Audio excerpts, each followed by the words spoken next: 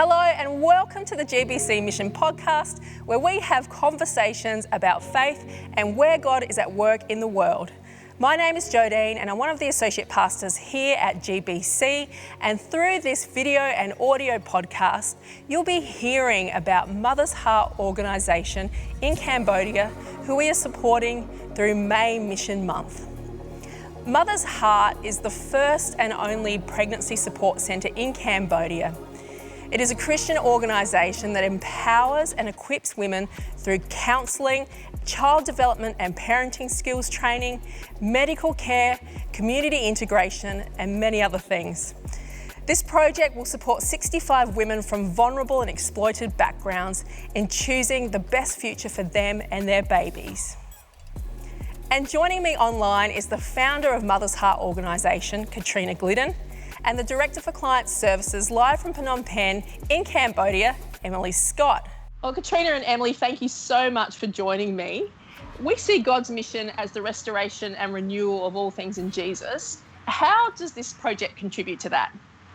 So I think Mother's Heart is a social service based on Christian values. And I think the verse that really spoke to us when we started Mother's Heart was Proverbs 31, 8-9. And it says, "Speak up for those who cannot speak for themselves. Ensure justice for those being crushed. Speak out for justice. Stand up for the poor and the marginalised." And so that's really the basis of what we do. We believe that we need to speak up for those that are marginalised and have inequality. And, poor people and marginalised people have very little choices.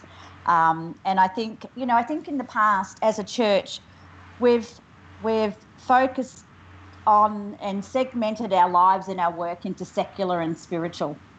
And I think, not many of us have our pulpits in the sanctuary.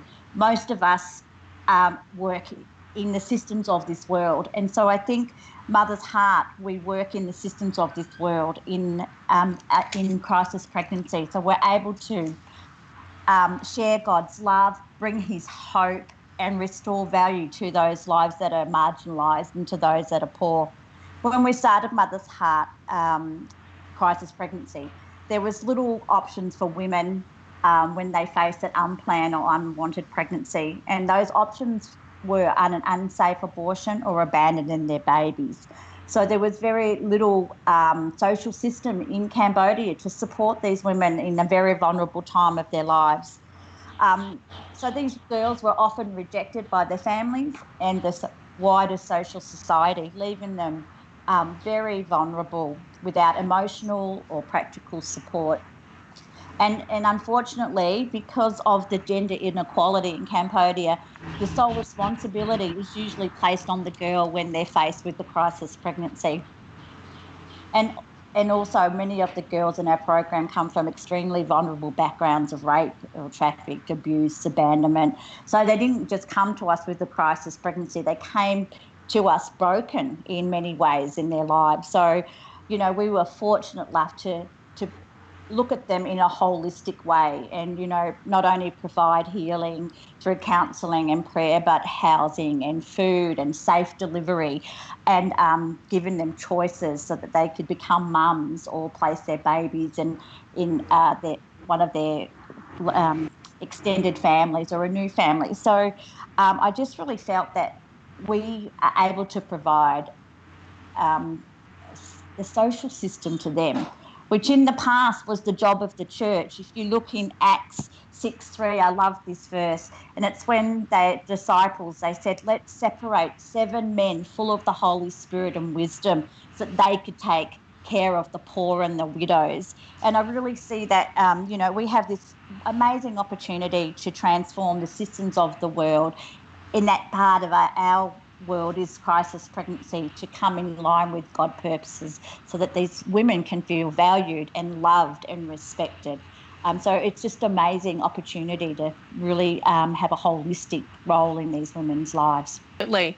So Emily, you're on the ground in Cambodia. How is the COVID-19 situation impacting this project, but how's it also bringing hope? Yeah, numbers in Cambodia are still low, but like in most developing countries, testing is limited, and so we're still unsure about what the real picture actually is. It's definitely, though, had an effect on our clients and our programs as well. About 12 of our clients have lost employment, and 4 others who are in some type of vocational training have been postponed as well. And it's definitely a time of fear here in Cambodia. We don't have a medical system that we can necessarily trust. We don't have a government that we can rely on to give us accurate information. And so our clients are feeling that. And they're used to coming from backgrounds of instability and vulnerability. And so adding this other crisis of being unsure of where to get their next meal, where their job is going to be, if they do get sick, not having access to proper health services to take care of themselves, it compounds with everything else that they faced in life. But we're really thankful that yet again, this can be a time where Mother's Heart can step into their lives to offer hope, to help them with the strategies that they need to deal with the crisis, to learn what kind of true peace actually means, to help them think again about their lives and where stability in their lives comes from. And so we're thankful that we can come and do that. And so for the women who've lost their jobs, we've been able to financially help them just in this time of crisis until they can return to their work with some food stipend, paying rent if that's necessary, some money for them to cover food costs and formula costs for the moms who their babies are used to being on formula. And yeah, just being a person of hope for them. Our staff are calling clients on a weekly basis, just checking in, seeing if they're doing all right, seeing if they're coping okay with this time of crisis. And so we're hoping and we're praying as well that this is a time that the local church here can really step up as well and meet the needs of the community. And we're seeing that in some of our clients who are connected to churches, that they're finding sources of support and community there as well. And finally, why does this project actually matter? It matters because Mother's Heart is the only crisis pregnancy service in Cambodia doing the work that we're doing, and we're able to meet the needs of vulnerable girls and women and their babies. We believe no woman should face a crisis pregnancy alone, and it's unique because it was birthed by God. It was never any person's concept or I never went to Cambodia thinking this is what I was going to do. And I really believe that God saw this huge gap of services in Cambodia and saw the needs of these women and these children, and shared the vision with a group of us. And we were able to have the privilege to share his heart. And that always amazes me, that nothing goes unseen by God. And I just think that, we have this unique opportunity we're still the only crisis pregnancy service in Cambodia. So in that way, it's unique. Yeah, that's so special about what Mother's Heart does is that it's not just about helping a woman in her time of crisis, but it's taking her beyond that as well. So it's meeting her in that moment where she's feeling so vulnerable, so scared, not sure what she should do. There's a baby on the way, and that can bring so many questions. And for first-time moms, it's a scary time. That Mother's Heart meets her in that, but it's not just about making sure she passes that time of crisis. But it's making sure that both she and their baby are set up for a sustainable, hopeful future years after the time that they spend in Mother's Heart. Well, Katrina and Emily, thank you so much for your time today. You're most welcome. Thank you for having us. So, Katrina, how would you describe Mother's Heart's, theological approach to your programs, and how do you empower beneficiaries through them? I think our theological approach is that, it always loving others as we would love ourselves, I think, loving and serving others.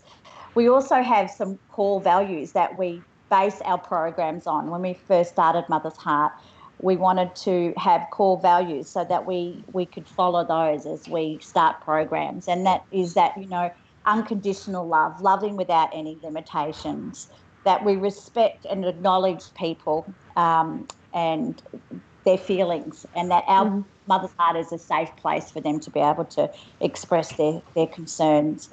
And that, we want community collaboration, recognising the importance of community, that we can't do things without community, and empowerment, that women are empowered so that they can have the means to achieve something in their lives themselves. And then hope, that we would have hope for their future.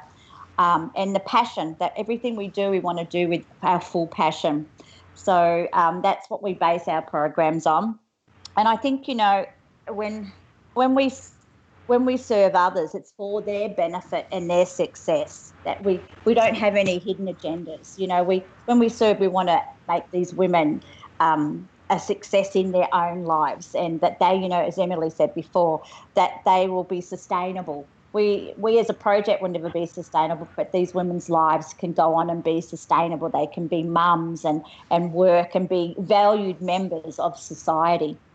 And I think, that transformation comes when we serve. Transformation in people's lives comes when we serve them for their benefit, not ours.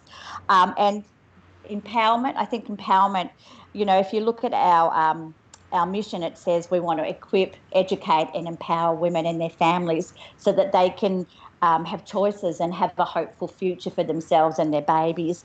So we empower them through the choices, choices in their lives, that they can make their choices and that we can support them in that. So that's how we see our programs, that it's a way of empowering people and loving them unconditionally through Absolutely. whatever they're going through. Yeah, great. So we've supported the program. This will be the second year. I guess, Emily, you're on the ground. What sort of transformation have you seen in the last couple of years of the clients? Yeah, these words are cliche, and I know we say them all the time, but they so are genuinely true, that we really, really have seen lives changed, and there's so much power in that. Our women make such a transformation from when they first walk into our organization. Pregnant, they've been rejected by family, they feel so much deep shame within themselves for being single and pregnant. That's still an issue that we have here in Cambodia. But walking with them through their pregnancy, after they've delivered their babies, and there's just a transformation that we see in them. They make eye contact, they smile again, they walk into the office with confidence. They start out being scared to make any decision at all, always asking our staff, can you make this decision for me, decide for me? But they turn into women who are confident in themselves and in their abilities to take care of their children. We've seen women struggling with addiction when they come to us, and being able to go into rehab and win in that addiction. We've seen women with just terrible trauma, where it's amazing that they can wake up in the mornings, but they make it through that and they find hope again in their lives. We've seen families, grandparents who initially maybe rejected their daughter because she was single and pregnant, now accepting both mom and baby back into the family, and giving them value in the family again. And we've seen babies who, if mother's heart wasn't there, maybe wouldn't have gotten a chance at life that they do have now. And so yeah, the last 2 years, or the last year and this year again, we've just seen such change in their lives, and they've seen it themselves.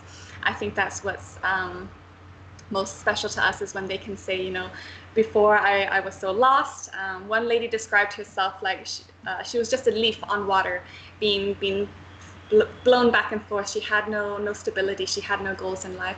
To now saying that, no, I am a strong person in my family. I'm a strong person for myself and my child. Wow, amazing. Can you tell us more stories about people that have been impacted? Obviously, some stories there. Yeah. There's one story that I like to tell. It doesn't start out well, but it just shows our clients really do come from families who will support and fight for them. So there's a young girl, I think she's about 13 or 14 years old in her community, and she was raped by someone in that community. But the person who raped her is a relative of the police in that community. Mm-hmm. And so during her pregnancy, the man and his family came over, and they were incredibly violent to her and her family as well. And so she was in complete fear all during her pregnancy. Finally, she was referred to Mother's Heart. We didn't hear about this case until she was later on in her pregnancy. But we went down right away, got an NGO to help support her legal case. That's been quite slow processing that, just because, again, with Cambodia, we have issues with corruption, and if the rapist is related to the village chief or the police, it's hard for the client to receive justice. But we went down right away and assessed her. But because she was later on in her pregnancy, and she was underage, we didn't expect her to be due so soon, but we came back to Phnom Penh. She was in the province, and just a few days later got a phone call. Oh, she's in labor, she's delivering, she's in the hospital now, you need to come quickly. The rapist and his family are threatening that they're going to take the baby away to get rid of the DNA evidence. And so our staff raced down there, and when we arrived, there was she's raised by her grandma, and grandma was sitting with a machete in her hand in the hospital room. She was gonna fight for this grandbaby. She was gonna fight for her grandchild, and she wasn't gonna let anyone come and harm them. And so we brought her to Phnom Penh, made sure she was safe. She's now in vocational training program. She's taking care of her child on her own. She's an incredible mother. She's 15 years old now. Her baby is so beautiful. We're still pursuing legal action against the rapist to make sure that she's safe. But she's able to come and go and visit grandma. And she's going to be finishing vocational training after COVID passes, and she's able to go back in a few months' time. And then we're hoping that she can move back into her community and do some salon work to take care of herself and her child. But yeah, I especially like this story because it just shows how families will be so passionate and they'll fight for their children, and that we're just joining alongside of what they're already trying to do. Wow. It's amazing because those situations are so complex, and while you're trying your best to help out, there's just things coming in at every angle, and also systemic issues that are so far beyond sometimes our own dealing, let alone the client's ability to be able to change that situation. So it's incredible to see how you're persisting in that situation and walking the long road with that client in particular. Obviously, these are really challenging situations. What are your challenges for the program moving forward? One of our greatest challenges is that we are still the only pregnancy resource center in Cambodia, and the need is just so massive, and we just don't have the resources to help everyone. We're seeing a rise in teenage pregnancies in Cambodia, especially in the rural areas, and therefore a rise in child marriages. So where other countries are trying to decrease their rates of child marriages, Cambodia is actually increasing. And so much of this is because of the use of technology. Kids are getting into relationships online. Their parents don't understand technology, and so they're not able to help their children make safe choices. And so a 16-year-old might meet a 30-something-year-old man. She gets pregnant. They'll be forced to get married to save the family's space. But the guy isn't necessarily wanting to be a father and wanting to be a husband. So maybe he'll run off, but she's 16, has a baby, she has to leave school, and it kind of affects her life forever. And so this is yet to be a place that we can move into to work, just because we're mainly focused in Phnom Penh and Battambang province. And so we're hoping that in the future we can create a mother's heart in each individual province in Cambodia to continue reaching out to all the vulnerable young women and girls who need our help. Wow. Yeah, another just current challenge that we're facing is that with COVID and with all of these, a lot of people in Cambodia, young people losing their jobs, is that this creates opportunities for traffickers. Traffickers prey on vulnerable situations. And so many migrant workers return from Thailand to Cambodia right before Thailand closed their borders. And these are people who need work. And so these are people who traffickers are likely to prey on. And our clients tend to be vulnerable to this anyway, but just with added desperation, people need money to support themselves and their families. It's a issue that we're concerned with as well. Wow, absolutely. I guess in spite of those challenges, what are the opportunities? Because you hear stories like what you mentioned before and you think, wow, what a shining beacon of light. But yeah, what are your opportunities moving forward? Yeah, this year we're really pleased to celebrate our 10th year anniversary of Mother's Heart. So we've been working in this area for 10 years now, and we've just learned so much along the way. Our clients have taught us so much about what it is that they need and how we can best help them. And so we believe that over these 10 years, we've developed a program that is best suited to each individual client. We try to tailor it to each client individually to ensure that each woman is helped in the ways that she needs. And we know what we're doing now. We've built all the systems up from nothing. And after 10 years later, we feel really secure and strong in what we're doing. And so we're happy to continue to move forward because we feel like we are able to help women and change lives. Another point of opportunity is that our staff are incredibly passionate. Over the years as well, we've grown a team who are passionate about what we do. They're passionate about the women we serve, whether that's the cleaner or the tuk-tuk driver or the accountant or director or social worker or counselor. They love what they do. And I think that affects each woman as well when she knows that she's deeply cared for by each member of staff in our organization. And then we're also seeing an area of opportunity with the government as well. Over the last few years, they focused on social services. Cambodia is at a point in its development where it can focus on this area. And so we're happy to continue to collaborate with them in this. Wow, amazing.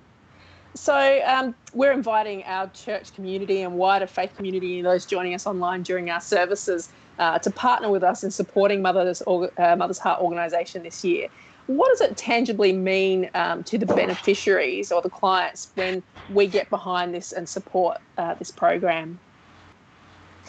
It means that we are able to, like Emily said, meet their needs. Without you partnering with us, we're dependent on people partnering with us to be able to provide our services to the clients. So you're giving a young mum and her baby hope for the future. You're giving them access to counselling, access to job placement, childcare, access to family mediation and reconciliation, which is so important. It's so hard for a single mum to do it on her own. If we can do mediation and reconciliation to her families, then she's got a bigger support network. And you're also providing them with a safe delivery. You know, in Cambodia, there's no free medical service. So all these women are getting beautiful antenatal care through our midwife, and then delivering in a safe hospital, also getting mothering support, mother classes, so that they can be educated and equipped to be the best mum they possibly can for their babies, and also housing and food, especially during this crisis. They're getting extra support through housing and food and utilities. So you're providing a whole social system to these vulnerable women, and providing them with a social worker that can provide them with counselling and support, and giving them a chance to know just how much God loves them and how much God cares for them. It's so incredible, because I think obviously for a lot of us who've grown up in Australia, having social support systems and nets that will catch you in any situation is just a given. Like, we can't even imagine what a world looks like without that. But that is what we are dealing and what your clients are dealing with in Cambodia. So, just incredible. A question for both of you. Looking back on your 10 years, obviously the time that you've been involved with Katrina, you've been there right from the start as the founder, and Emily, you've come along on that journey a few years later into that. I guess, what's the word that sums up how, or maybe what God has taught you personally on this journey? Maybe there's a word or a phrase. When you reflect back, what has God taught you and shown you through Mother's Heart organisation? I think I shared this last time, and I just feel extremely privileged to be part of God's plan and purposes in the lives of these women. And I look back and I can just see his complete faithfulness to the beginning of Mother's Heart. And, as we're now 10 years, I look back and think, wow, I can't believe that 10 years has gone so fast, and what a wonderful opportunity we've been able to serve these vulnerable women and their babies, and help transform communities and change stereotypes and add value. I just think it's just been such a privilege and an honour to be part of what God wanted to do in Cambodia. And every day I wake up and I pinch myself and think, what a wonderful opportunity he gave me. And, and it wasn't, when you say I was the founder, I didn't start Mother's Heart by myself. I started with two incredible Cambodians, Sung Sompo and Gianara, and they've been with Mother's Heart for 10 years.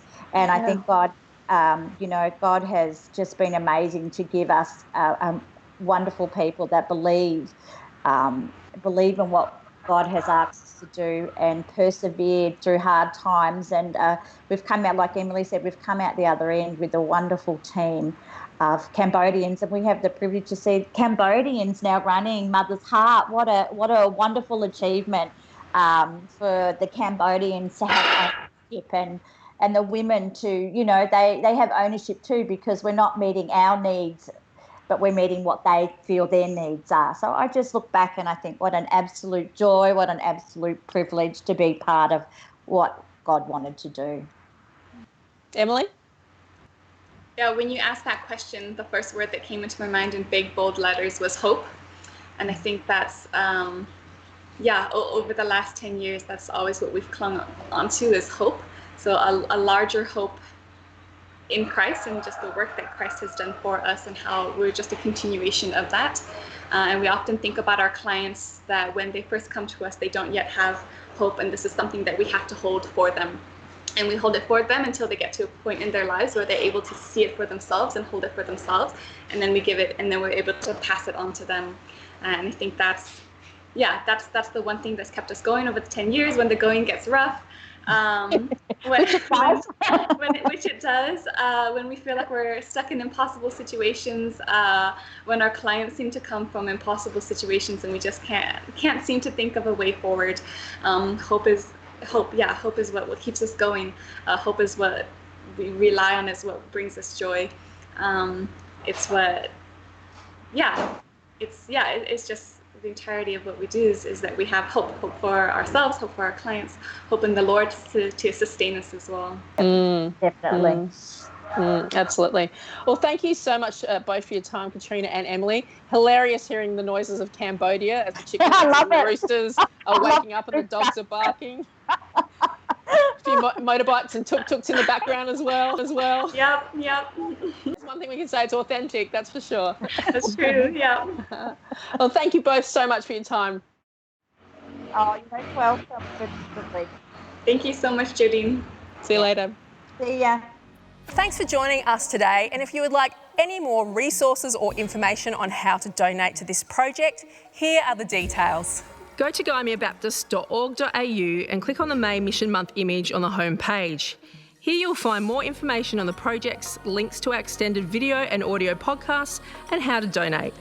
Donations for May Mission Month are over and above our regular giving, and the last day to donate is the 8th of June. If you need further information or assistance with your donation, email missions@guymeabaptist.org.au or call the GBC office. We thank you for partnering with us and loving our local and global neighbours in these challenging times to see lives changed by Jesus.